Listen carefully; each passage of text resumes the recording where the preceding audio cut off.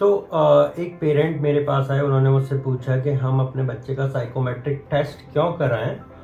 ये कन्फ्यूज़न काफ़ी बार ना पेरेंट्स के दिमाग में होती है कि साइकोमेट्रिक मतलब हम लोग दिमाग को पढ़ रहे हैं, ये थोड़ा साइकोलॉजी से रिलेटेड है। यस है, बट इसका जो इम्पोर्टेंस है वो ये जानने में है कि आपके बच्चे के दिमाग में हजारों चीज़ें चल रही हैं, राइट।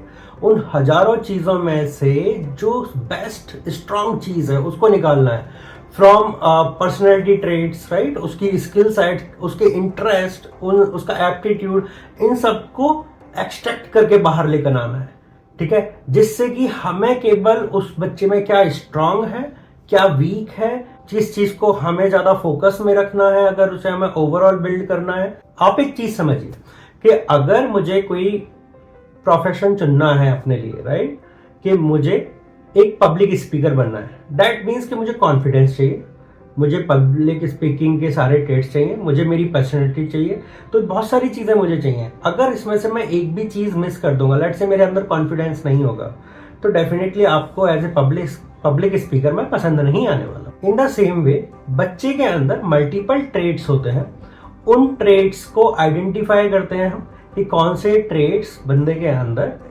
स्ट्रेंथ किस में है, वीकनेस किस में है, एंड नॉमिनल कौन है। इन सब के बेसिस पे जो बेस्ट फिट कैरियर्स होते हैं वो हम बच्चे के सामने रखते हैं, ठीक है। बच्चा कहता है नहीं नहीं नहीं, इनमें से मुझे कुछ नहीं बनना, लेट से मुझे XYZ करियर ऑप्शन चुनना है। तो हमें पता रहता है XYZ करियर ऑप्शंस के लिए कौन सी ट्रेड्स चाहिए होती है, आपके बच्चे के अंदर कौन सी ट्रेड्स हैं, तो हम उसके अकॉर्डिंग आपके बच्चे को अगले 1-1.5 साल में, 2 साल में, जितना भी टाइम आपका बच्चा ले सीखने में, उस टाइम में हम उनको टास्क देके, उनको गोल सेट करके हम वो कोशिश करते हैं कि उसको वो अचीव कर पाए। जिससे आसानी क्या होगी कि जब बच्चा आपका उस कंपटीशन में बैठेगा, उसके अंदर वो ट्रेड्स होंगे, एंड अपने आप में अगर वो ट्रेड्स होते हैं तो स्टूडेंट्स के अंदर का आत्मविश्वास अलग लेवल पे हो जाता है।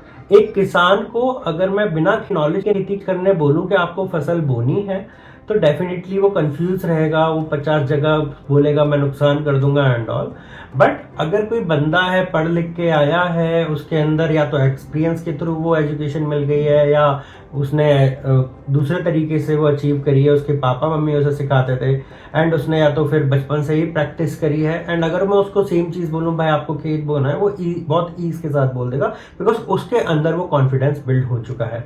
सेम वे अगर मैं टास्क दे रहा हूँ तो मैं बच्चों को दूंगा कि आपको स्कूल में ये काम करना है, आपको स्टेज पे आके ये चीज़ें करनी है, ठीक है।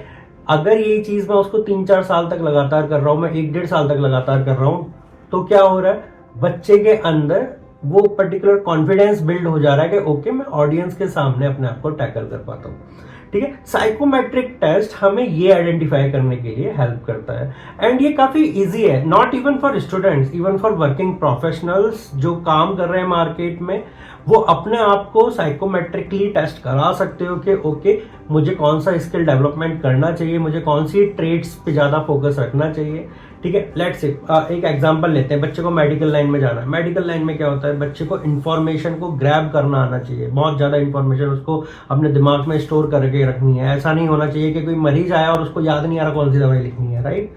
ऐसा बिल्कुल नहीं होना चाहिए, उसे तुरंत याद आना चाहिए भाई इस पर्टिकुलर कॉज के लिए इस टाइप के सॉल्ट्स दिए जाते हैं, उस टाइप के सॉल्ट्स में कौन कौन सी मेडिसिन अवेलेबल हैं, ये सारी कैलकुलेशंस उसके दिमाग में हो जानी चाहिए। दैट मीन्स उसकी मेमोरी बहुत स्ट्रांग होनी चाहिए।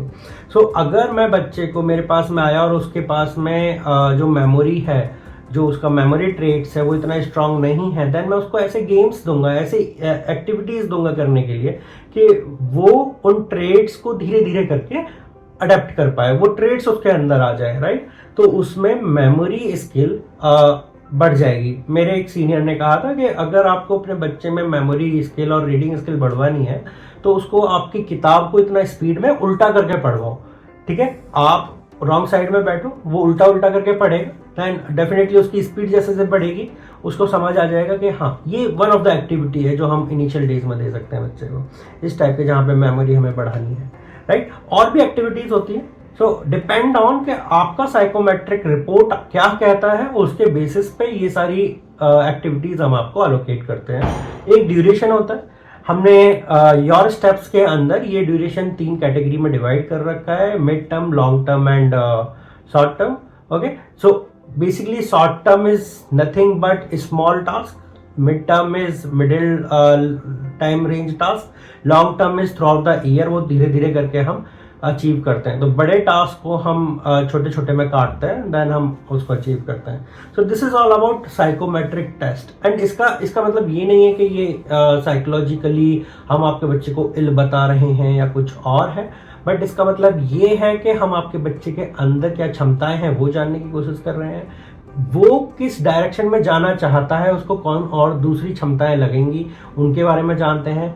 जो गैप है उसको हम ब्रिज की तरह फुलफिल करते हैं. हम एक ब्रिज डेवलप कर देते हैं कि ओके, आपके बच्चे के अंदर जो स्किल सेट है एंड जो आपके बच्चे का फ्यूचर जहां पे वो देखना चाहता है उसमें जो स्किल सेट चाहिए वो उसमें अवेलेबल हो जाए, उसमें अडेप्ट हो जाए. So this is all about psychometric test. अगर आपको अभी भी डाउट है कि साइकोमेट्रिक टेस्ट होता क्या है, इसकी रिपोर्टिंग कैसे करी जाती है, then you can drop me a comment. मैं डेफिनेटली आपको इन पर्सन में या दूसरी वीडियो में और डिटेल में समझाने की कोशिश करूंगा. Thank you.